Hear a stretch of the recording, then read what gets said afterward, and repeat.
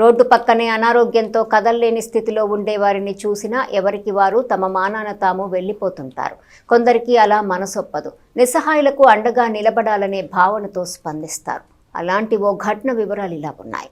పట్టణ 6వ వార్డులోని సచివాలయం వద్ద నారాయణస్వామి హాస్పిటల్ వెనుక వైపు గుర్తు తెలియని వృద్ధుడు దాదాపు 15 రోజులుగా అవస్థపడుతున్నాడు. కాళ్లు పుల్లుపడి పురుగులు పట్టి నరకంతో ఎంతో బాధను అనుభవిస్తున్నాడు. ఎవరిని పలకరించలేని దైన్యం అతడిది. ఆ రోడ్డంట వెళ్తున్న వారు చూసి చూడనట్టు వెళ్తున్నారు. అయ్యో పాపం అనుకున్న వారు భోజనం అందిస్తున్నారు. ఈ వృద్ధుడి దీనావస్థపై మండల తహసీల్దార్ కెవి గోపాలకృష్ణకు సమాచారం అందింది. సోమవారం ఉదయాన్నే అక్కడకు వెళ్లారాయన.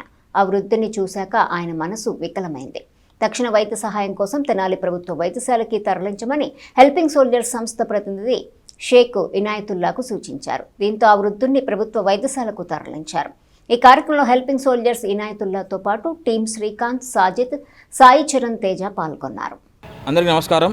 గుంటూరు జిల్లా తెనాలి నారాయణస్వామి గారి హాస్పిటల్ వెనకమాల ఎవరో గుర్తు తెలియని ఒక వృద్ధుడు దాదాపు 15 రోజుల నుంచి ఇక్కడే ఉంటున్నారు అని ఇక్కడున్న స్థానికులు, అలాగే మన ఎంఆర్ఓ గోపాలకృష్ణ సార్ గారు కూడా మనకి ఇన్ఫర్మేషన్ ఇవ్వడం జరిగింది. వెంటనే వచ్చాము, సంఘటన స్థలాన్ని చూసాము, పరిశీలించాము. వృద్ధుడి గురించి కాళ్ళు మొత్తం కుళ్ళిపోయి పురుగులు వచ్చేసి చాలా ఇదిగా ఇబ్బంది పడుతున్నాం. అది చూసి వెంటనే మనసు చలించిపోయి అతనికి అందరుండి కూడా అనాథలాగా జీవిస్తున్నారు అని అనగానే మనసు చలించిపోయి అతనికి మేము ఉన్నాము అని వెంటనే తెనాలి ప్రభుత్వ వైద్యశాల హాస్పిటల్కి తరలించడం జరిగింది.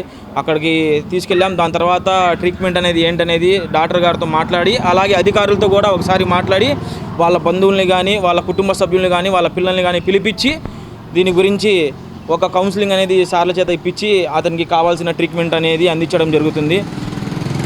ఇలాంటి వ్యక్తులు ఎవరైనా ఉంటే కనుక మా దృష్టికి తీసుకురండి.